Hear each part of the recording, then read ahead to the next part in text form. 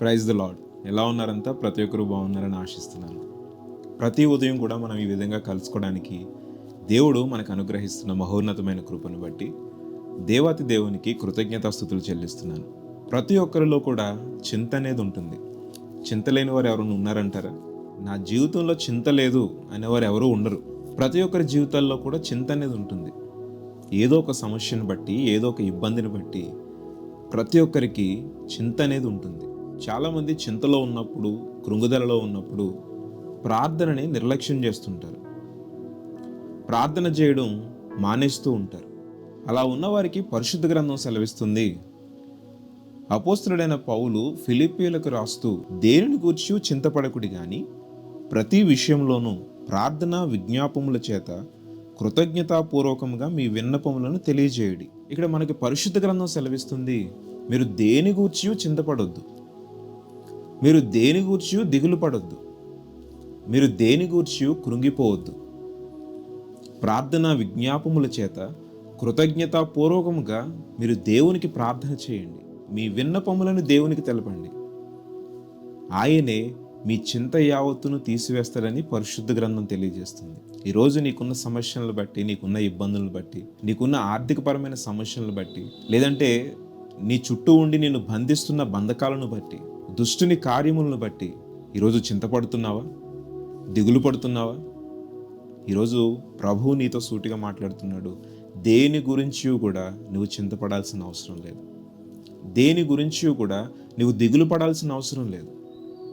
నీ చింత యావత్తు ఆయన మీద వేయి, ఖచ్చితంగా నీ చింతను మొత్తం దేవుడు తీసివేస్తాడు. ఒంటెలను ఎడారి ఓడలని పిలుస్తూ ఉంటారు. ఎందుకు అనంటే, ఎడారుల్లో బరువులను మోసుకు వెళ్ళడానికి కానీ, ప్రయాణికులను తీసుకువెళ్ళడానికి కానీ ఒంటెలు ఉపయోగపడుతూ ఉంటాయి.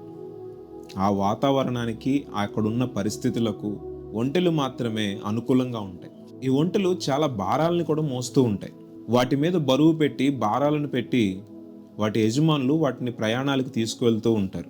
ఇలా ప్రయాణం చేస్తున్నప్పుడు కొంత దూరం వెళ్ళిన తరువాత ఆ ఒంటెకు అలసట వచ్చినప్పుడు కానీ, ఆ పైనున్న భారాన్ని మోయలేనప్పుడు కానీ, ఆ పైనున్న వస్తువులను మోయలేక అలసట వచ్చినప్పుడు కానీ అది వెంటనే మోకాళ్ళ మీద పడి ఆగిపోతుందట. వెంటనే ఆ యజమాని గ్రహించి, ఇది బరువు మోయలేకపోతుంది, భారాన్ని మోయలేకపోతుంది, ఇది ఇంకా ప్రయాణం చేయలేదు, కొంత సమయం దీనికి విశ్రాంతి ఇవ్వాలని వెంటనే తన మీదున్న బరువులు మొత్తం దించి ఆ ఒంటెకు విశ్రాంతినిస్తాడట. డబ్బులు పెట్టి కొనుక్కున్న ఒంటెనే ఆ యజమాని అంత జాగ్రత్తగా చూసుకుంటున్నాడు కదా. నిన్ను నన్ను తన స్వరక్తమిచ్చి మనల్ని కొనుక్కున్నాడు. తన ప్రాణాన్ని పెట్టి వెల ఇచ్చి మనల్ని కొనుక్కున్నాడు. అలాంటి దేవుడు మనము భారాలు మోయలేనప్పుడు, ఆ భారాల వల్ల కృంగుదలలో ఉన్నప్పుడు మనల్ని వదిలేస్తాడా? కానీ నీవు చేయాల్సిన పని ఏంటో తెలుసా?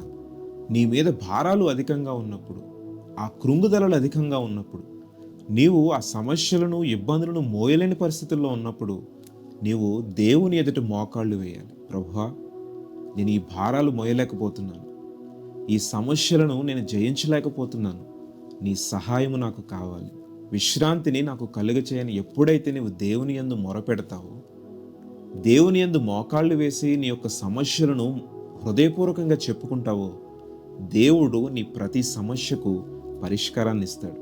ప్రతి సమస్య నుండి, ప్రతి భారాన్ని నుండి నీకు విముక్తిని కలుగజేస్తాడు. మనము చేయవలసినదల్లా చింతను చూసి భయపడిపోకూడదు, దిగులును చూసి భయపడిపోకూడదు.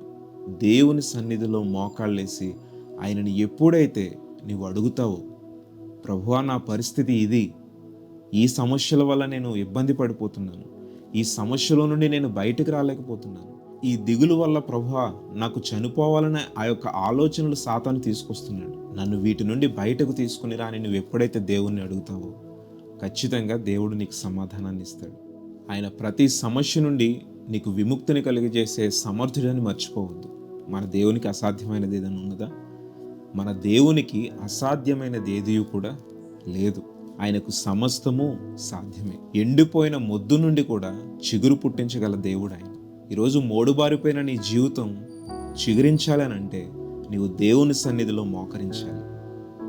మరి ఈరోజే ఎందుకు నీవు దేవుని సన్నిధిలో మోకరించి నీకున్న సమస్యల గురించి, నీకున్న ఇబ్బందుల గురించి మొరపెట్టకూడదు? సాతాను ఏం చేస్తుందంటే, నిరాశను, కృంగుదలను, ఇబ్బందులను మన జీవితంలో పెట్టి దేవుని నుండి మనకి దూరం చేస్తుంది. ప్రార్థన చేయనివ్వకుండా, ప్రార్థన చేయాలంటేనే మనకేదో ఒక తెలియని గిల్టీ ఫీలింగ్ వస్తూ ఉంటుంది. నేను ఈ తప్పు చేశాను కదా, నేను ప్రార్థన ఎలా చేయగలను, ఈ సమస్యలో నేను సతమతమైపోతున్నాను, ప్రార్థన చేయాలంటే నాకు ఆసక్తి రావట్లేదనే ఆలోచనలను సాతాను నీకు తీసుకొస్తుంది. ఆ తలంపులను నీకు తీసుకొస్తుంది. నీవు మోకాళ్ళేసి దేవుని సన్నిధిలో అడగగలుగుతావో దేవుడు ప్రతి సమస్య నుండి నీకు విడుదలను దయచేస్తాడు. కాబట్టి ఈరోజే దేవుని సన్నిధిలో మోకరించి ప్రార్థించు.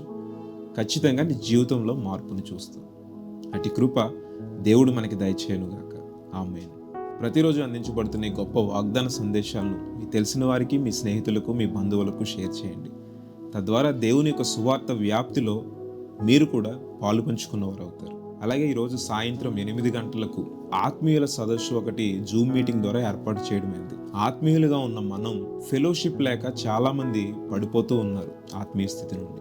మనమందరం ఐక్యత కలిగి దేవుణ్ణి స్తుతించి ఆరాధించాలనే ఆ యొక్క తలంపుతో ఈ యొక్క జూమ్ మీటింగ్ ఏర్పాటు చేయడం జరిగింది. కాబట్టి ఆసక్తి ఉన్న ప్రతి ఒక్కరు, ఆత్మీయులుగా ఉన్న మీరు మీ ఆత్మీయ జీవితంలో బలమును, శక్తిని, దేవుని యొక్క ఆత్మతో నింపబడాలి అని అంటే ఈ రోజు రాత్రి 8 గంటలకు ప్రారంభమయ్యే జూమ్ మీటింగ్లో పాలు పంచుకోండి.